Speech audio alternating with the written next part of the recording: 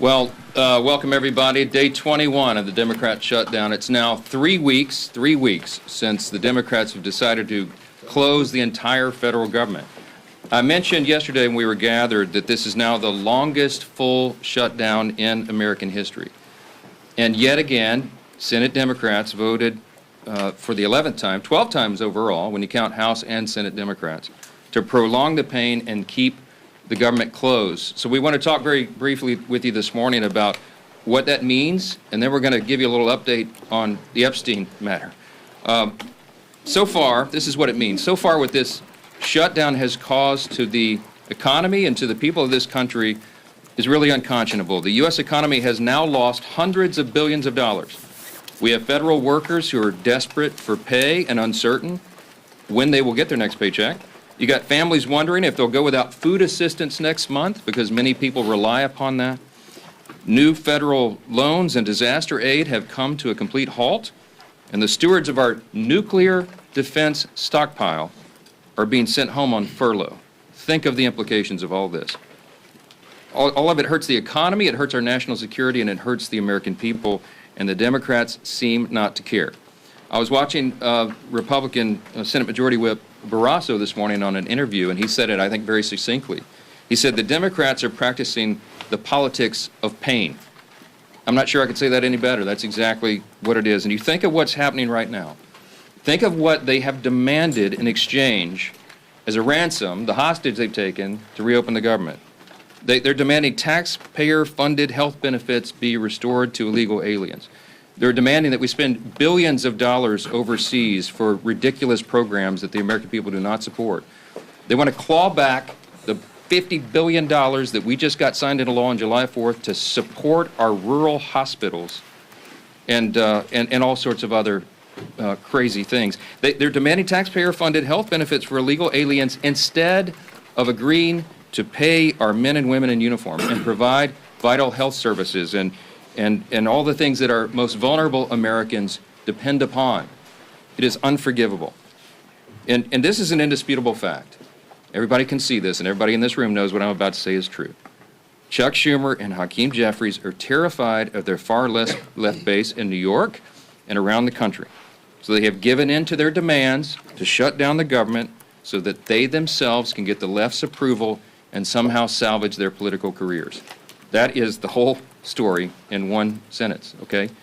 That's why Schumer said shamelessly that every day of the shutdown gets better for us. Who's the us? He's talking about he and Hakeem and the Democrats who are afraid of the far left base. So today I want to put a finer point on some of the very real consequences we're seeing and what they mean for Americans around the country. And I'll zoom in on some of these key Democrat states where the senators continue to dig their heels in and vote against opening the government. Yesterday from NBC News, here's the headline: air traffic control staffing issues cause flight delays across the country. The Secretary of Transportation said 53% of flight delays are now due to staffing issues, and usually that number is 5%. From Colorado, food banks face growing crises as shutdown impacts become a reality. That's the headline from Sky High News. What are Colorado's two Democrat senators doing? You've got Hickenlooper and Bennett. They have both now voted 11 times to keep the government closed. Virginia. Here's the headline yesterday, KSL. Virginia employees fear shutdown's impact on veterans' medical care. And meanwhile, there are two Democrat senators, Tim Kaine and Mark Warner, have voted repeatedly to put their thumb in the eye of those veterans. And they won't end this pain. From Hawaii, Hawaii News Now says, headline, government shutdown impacts telehealth for seniors in Hawaii. Seniors in Hawaii rely upon telehealth. Guess who's shutting it down? There are two Democrat senators, Brian Schatz and Mazie Hirono, voted again and again to keep the government closed and disrupt the health services for seniors in their own state. They've got a lot to answer to. From California, here's a headline, ABC 7 News. Alameda food banks step in to help TSA workers, families impacted by government shutdown. That is disgusting. And both of California's senators, Padilla and Schiff, have voted 11 times to block the pay of those TSA agents and their families, the paychecks they rely upon. From Illinois, WIFR, yesterday, federal courts in northern Illinois reduce operations due to government shutdown. The courts are reducing operations, and you've got Illinois Democrats Senators Duckworth and Durbin have voted to keep the government closed. We can do this all day long. That's a sample. Democrats used to care about the harm that shutdowns caused hardworking Americans, but now we can all see very clearly that was always based on politics and not principle, because they have thrown the principle out the window. And yesterday, there was an article from The Hill that laid bare that very fact. A Democrat senator was speaking anonymously and admitted, quote, people are going to get hammered if they vote for the House passed bill to reopen the government. The clean, nonpartisan CR, they're going to get hammered. Another insider said in that same story, quote, we would have enough votes to reopen the government if people were not terrified of getting the guillotine, okay? They mean it metaphorically, but in a political sense, that's exactly what they're concerned about. Now think about the fact that we're just laying out here. These are simple facts. We come out here every morning and remind the American people of what's going on. Do not let them distract you from the facts.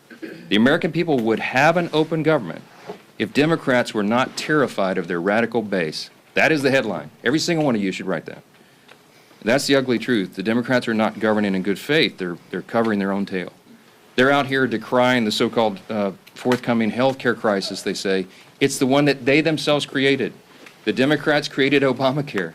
They're the ones that created a subsidy with an expiration date. They're the ones that did all of this. Republicans are trying to fix it. And they're trying to blame Republicans for the crisis they themselves created. They cry foul when we won't bail them out of their own shutdown. I don't have anything to offer, as I've explained. I don't have any partisan priority I can pull off of the CR to make it more palatable for them.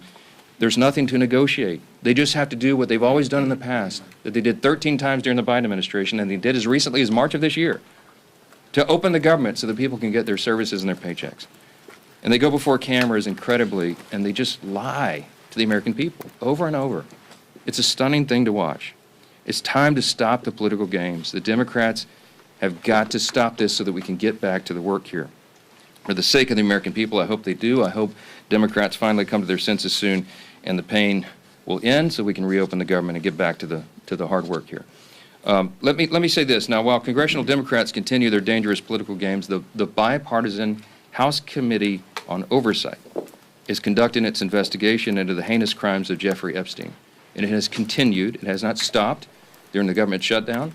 You have some of the, as I like to say, some of the toughest bulldogs in Congress on the Republican and Democrat side who are united in this cause for maximum transparency of the Epstein files.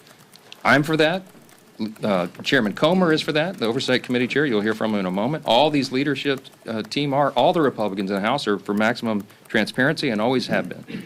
My good friend, Chairman James Comer, is going to give you an update on that shortly, but I just want to make a couple of key points very clearly before I bring him up here. Congressional Democrats are rudderless right now. I don't know how else to describe it.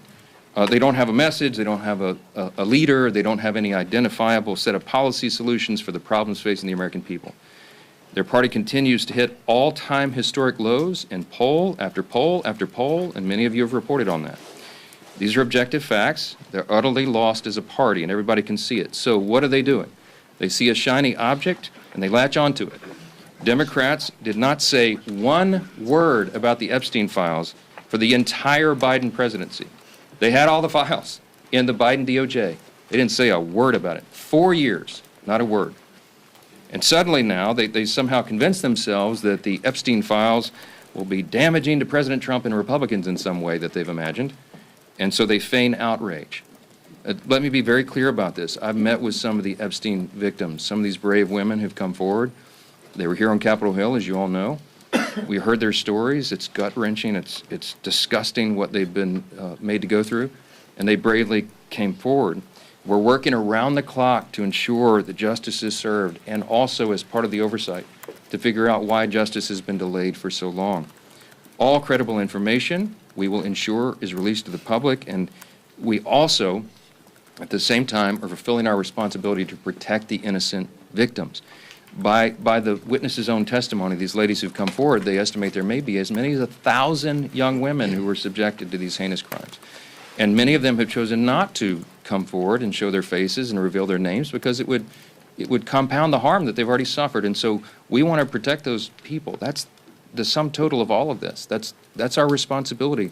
And short of that, we want maximum transparency, and that is exactly what the American people are getting right now. That oversight investigation, they're working around the clock, and here's what the latest update, if you're not keeping track.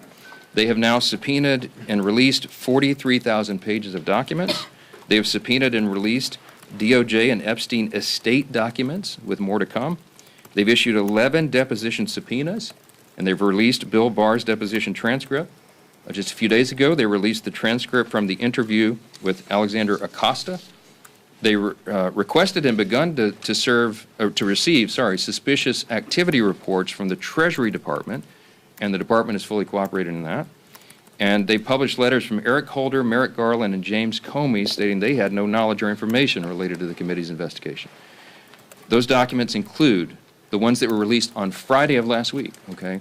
The Epstein estate documents include his personal phone logs, his travel logs, his financial records, the ledgers that many people have been wanting to see, and even his daily calendar. The investigation and continued document release is ongoing even as we speak. And let me say this clearly as well. The bipartisan House Oversight Committee is already accomplishing what the discharge petition, that gambit, sought, and much more. The Epstein estate files that have been this new treasure trove, the third batch of information released right now, was not even included in the discharge petition. Didn't even think of it. And again, the investigation is bipartisan, it's nonstop, and it's far broader in scope than what is covered by the discharge petition, and has already yielded significant results. Unfortunately, some Democrats, and sadly even a couple of Republicans, have tried to make this a political issue.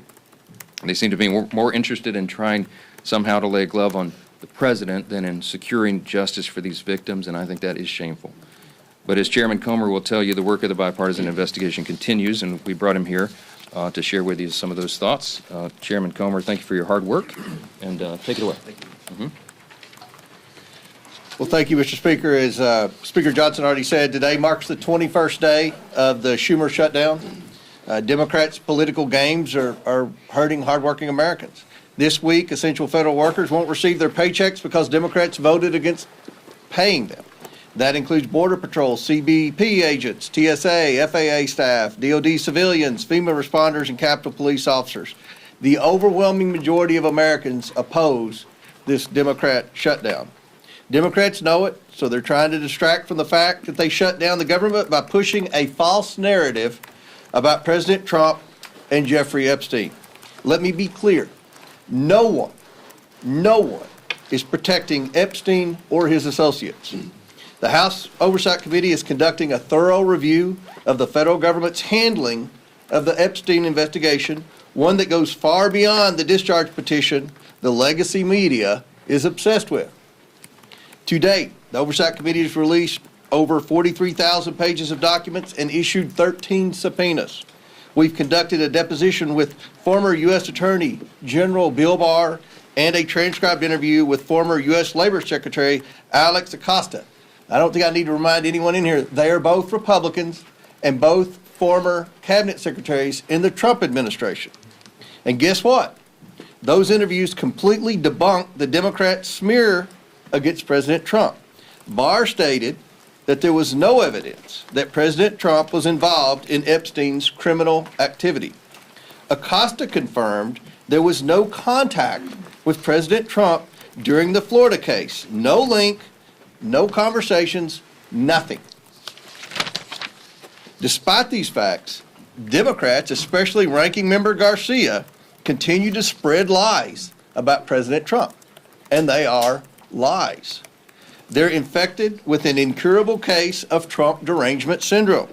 Oversight Committee Democrats post daily about Epstein. In fact, they've posted or reposted about Epstein nearly 60 times on X since the shutdown began. You know how many times they posted about essential federal workers not receiving paychecks because they voted against funding the government? Once. They've posted about that once on the Democrat Oversight Committee, and over 60 times about Epstein. You see where their priorities are. Let's be clear. Democrats don't care about transparency or accountability in this matter. The evidence we've gathered does not implicate President Trump in any way. Public reporting, survivor testimony, and official documents show that Bill Clinton had far closer ties to Epstein. We're working to bring former President Clinton in for a deposition, but the Democrats aren't helping one bit. You would think, since we've already brought 2 former Trump cabinet secretaries in, they would be willing to bring in a Democrat who's had publicly a far closer relationship with especially Maxwell and Epstein. So why is that? That's a question every reporter should be asking Ranking Member Garcia and every Democrat on the committee. Why aren't you helping to bring Bill Clinton in for an interview and deposition just like we brought in Barr and Acosta? The Oversight Committee remains committed to accountability and transparency for the American people and for Epstein's victims. Our investigation has not stopped during this shutdown. We've released more documents just this past Friday. Democrats need to stop playing games and vote to reopen the government. With that, I yield back to the speaker. Thank you, Chairman Comer, and truly appreciate the hard work you continue to do to get the facts out. And that's what this has always been about. We want to continue to get those facts out, and your committee has been working tirelessly to do just that. As we entered the 3rd week of Chuck Schumer's shutdown, I think nobody can sum up just what is really going on better than the article yesterday in The Hill. You know, we've been saying up here for weeks that the real motivation behind the Democrat shutdown of the government is that they're afraid of the most radical far-left elements of the Democrat Party base. And yesterday, The Hill, in a pretty riveting article, laid bare the underbelly of the Democrat Party's motivation. It truly is fear of their own party's base that has driven the Democrats, especially in the Senate, to shut down the government. It's a calculated decision. And the continued votes, including yesterday, to keep the government shut down has been a direct result of the fear Democrats continue to have of their own party's base. Some of the most radical elements that you saw at the Hate America rally. We showed it up here on this dais yesterday with some of the most vile things that you saw. Many people that were holding signs calling for the death of the President of the United States. That's who Democrats in the Senate are most afraid of. And they're willing to inflict pain on millions of American families. And I think it's very important to understand what they're saying. There was one Senate Democrat aide who said people are going to get hammered by their liberal base if they vote to open up the government. So they're not concerned about the millions of families who are suffering because they're keeping the government shut down. They're just worried about getting hammered from their own base. And the Speaker laid out some of this too. There was another senator who said, quote, they'd vote to open up the government yesterday if left to their own devices, but don't want to risk an angry backlash from their base. They'd be more than willing to do it. They know it's the right thing to do to open up the government, but they're scared to death of the backlash from the radicals in the Democrat Party. Another person said enough Democrats would vote to reopen the government, quote, if people were not terrified of getting the guillotine. You know what that means.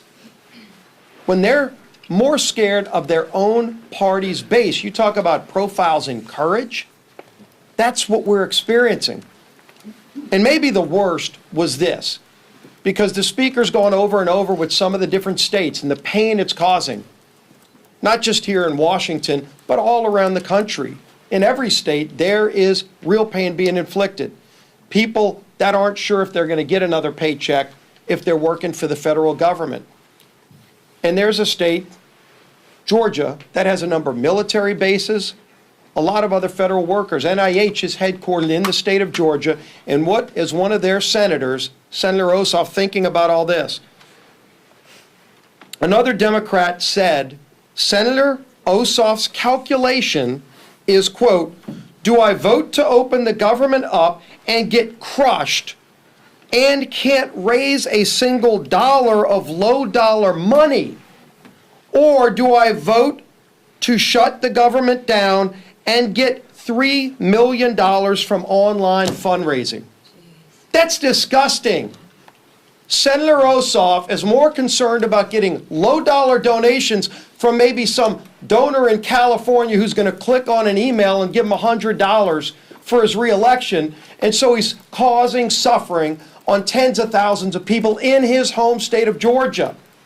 Senator Ossoff ought to send that tainted, dirty money back if he's raised $3 million off of the shutdown, off of the suffering he's caused, just so that he can get some more money from radicals around the country.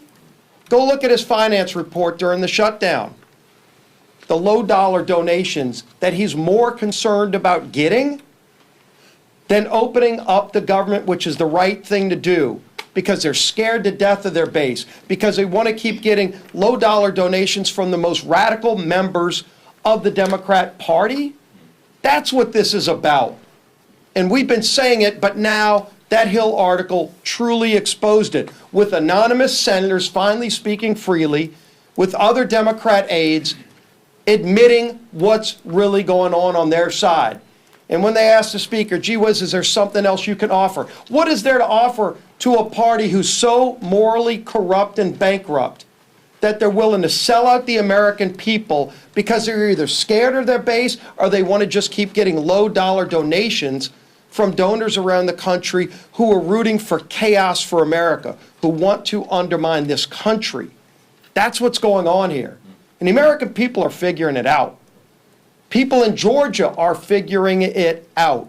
They know why they're seeing the suffering, and their own two senators are voting for that suffering, and now you know why. It's laid out in full display for everybody to see. We're here ready to get back to the people's work for all the American people, not just for some far-left radical base who's holding the Democrat Party in D.C. hostage. Finally show some courage, some moral clarity. All we need is 5 senators to stand up and do the right thing, and it's long past time they do it. Now our whip, Tom Emmer.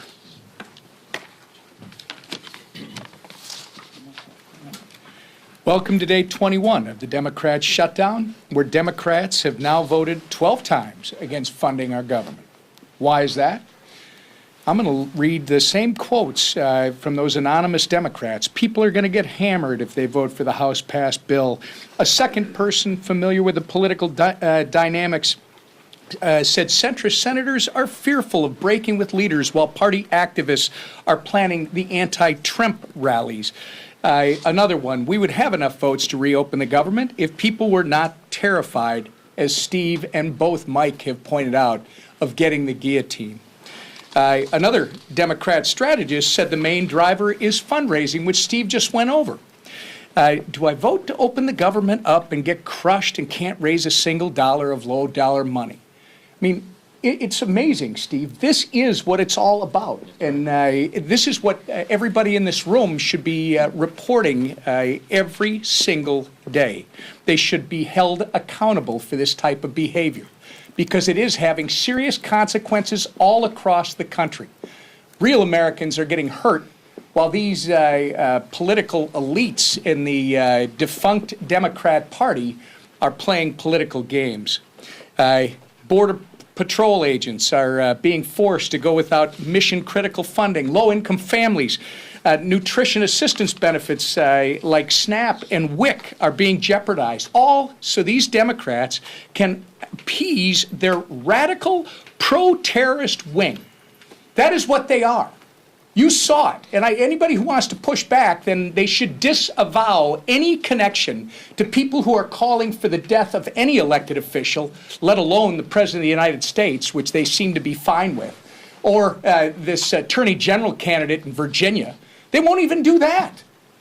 This is a party without a message, without a leader, and without a future at this point. They are well on their way to being left on the ash heap of history. It's despicable, and it's downright wrong.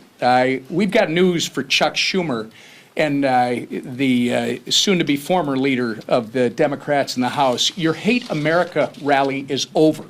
It's past time for you to stop thinking about yourselves and start thinking about the people that you were hired to serve. The American people are not and should not be pawns in your shutdown games, and they should not be forced to suffer just so you can play politics here in Washington, D.C. put an end to this madness, pass our clean CR, and let's reopen this government immediately. Our conference chair. Thank you. Well, good morning, everybody, and thank you, Mr. Comer, for being here.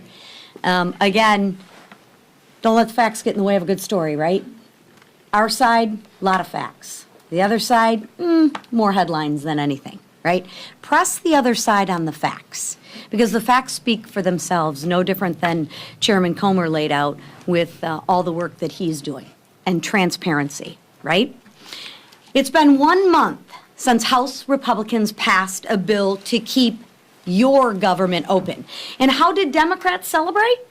Well, they partied with communists and socialists who hate America, right?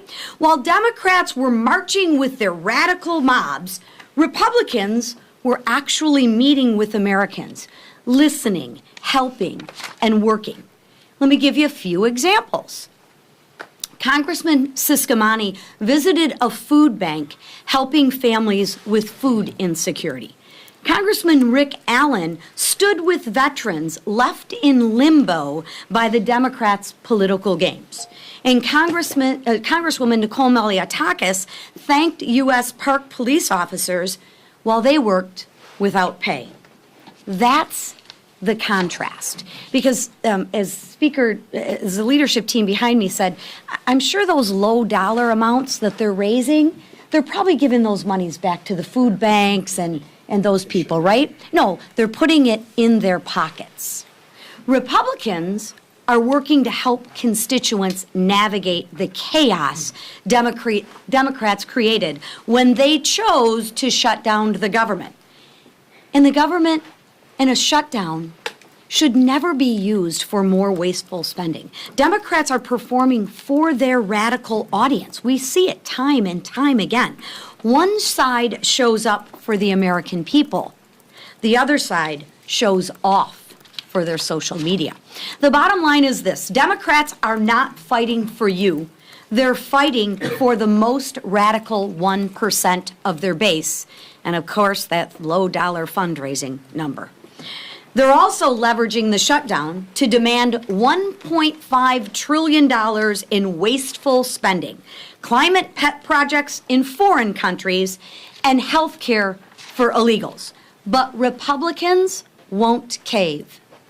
We won't fund the waste, fraud, and the abuse that the Democrats so violently and vehemently advocate for.